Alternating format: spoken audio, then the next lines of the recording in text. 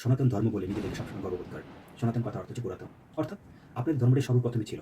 অথচ আপনাদের উদ্দেশ্য করে সুস্পষ্টভাবে আমি বলতে চাই, সনাতন ধর্ম যদি পুরাতনই হয়, তাহলে সর্বপ্রথম আমাদের ধর্মটাই প্রথম এসেছিল পৃথিবীতে। কেননা পৃথিবীর প্রথম নারী পুরুষ হিসাবে আসেন অর্থাৎ আল্লাহ সৃষ্টি করেন, সেটা হলো পিতা আদম আলাইহিস সালাম এবং মা হাওয়া। এই দুজনকে প্রথম সৃষ্টি করেন। তাদের থেকেই সমস্ত এই মানবকুলের আবির্ভাব হতে থাকে। সেক্ষেত্রে যদি আমরা পিতা আদম আলাইহিস সালামের কথা ধরি, যে পৃথিবীতে যিনি সর্বপ্রথম এসেছেন পুরুষ হিসেবে এবং পরবর্তীতে নারী হিসেবে মা হাওয়া। যদি তাদের কথা ধরি, তারা তো এক স্রষ্টাকে বিশ্বাসী করতেন। তো সেক্ষেত্রে তো যদি আপনি পুরাতন ধর্ম ধরেন, সেখানে তারা কিন্তু মূর্তি পূজার সাথে সম্পৃক্ত ছিলেন না। কারণ তারাই তো প্রথম নারী পুরুষ হিসেবে পৃথিবীতে এসেছেন বা তাদেরকে সৃষ্টি করা হয়েছে। পরবর্তীতে উনারই সন্তান অর্থাৎ পিতা আদম আলাইহিস সালাম এবং মা হাওয়ার থেকে যে দুই সন্তান আসে, হাবিল কাবিল দুজন আসে, সেখান থেকে ধর্মের বিভক্ত সৃষ্টি হতে থাকে। একজন অর্থাৎ পিতা এই উনার যে এক স্রষ্টার প্রতি বিশ্বাস, সেই বিশ্বাসটা লালন পালন করে আসছেন এক সন্তান। অর্থাৎ উনি মনে প্রাণে চিন্তা করতেন যে নিশ্চয়ই স্রষ্টা একজন আছে এবং উনাকে আমার মানতে হবে।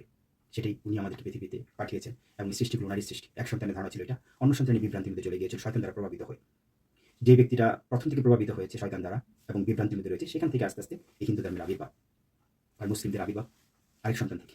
এই হাবিল কাবিল থেকে আসলে এই ধর্মের উৎপত্তিগুলো হয় ধারাবাহিকভাবে পরবর্তীতে। তার মানে যে সর্বপ্রথম যদি আপনারা বলেন যে আপনাদের ধর্মটাই প্রথম আপনারা যেটি বিশ্বাস করেন, সেক্ষেত্রে আপনাদের চিন্তাটা সম্পূর্ণ ভ্রান্ত ধারণা, ভুল ধারণা। তার মানে সর্বপ্রথম যিনি পৃথিবীতে এসেছেন, সে এক স্রষ্টাকে বিশ্বাস করে এসেছে। এটি হচ্ছে সবচেয়ে বড় সত্যতা। এবার আসুন, আমি সর্বোপরি সবার উদ্দেশ্যে বলবো, বিধর্মীদের উদ্দেশ্যে বিশেষ করে বলবো যে আল্লাহ কখনো শিরকারীকে ক্ষমা করবেন না। পবিত্র গ্রন্থে সুস্পষ্টভাবে ঘোষণা করেন। তাকে স্রষ্টা বলে অভিহিত করা হয়, আল্লাহ ব্যতীত অন্য কাউকে ইলাহ শব্দটা সম্বোধন করে থাকে, তাদেরকে আল্লাহ কখনোই ক্ষমা করবেন না। আর এটাকে বলা হয় শিরক। আর শিরক হচ্ছে সবচেয়ে সর্বোচ্চ কবিরা গুনাহ, সবচেয়ে বড় কবিরা গুনাহ, যেটা আল্লাহ কখনোই ক্ষমা করবেন না।